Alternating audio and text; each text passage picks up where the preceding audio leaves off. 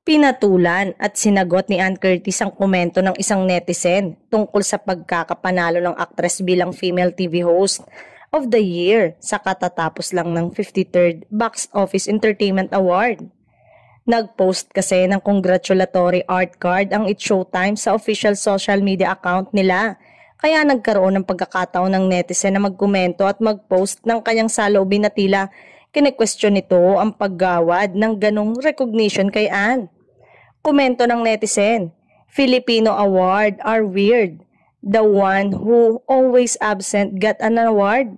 Is just lead to interpretation that Philippine show or contest are cooking show. Marami ang sumang-ayon sa opinyon ng nasabing netizen at may nagsabi pang mas deserve ni Karil ang nasabing award. Marami rin ang nagtanggol sa Diyosa ng Kapamilya Noontime Show.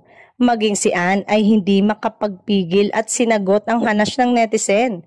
Chika nga ng TV host, actress. FYI, this was based on last year when I was in the different hair girl era, not this year.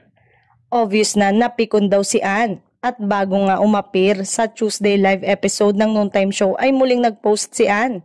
Sticks and stone, my break, my bones, but as of 10:40 a.m., I've decided to not let the word hurt me.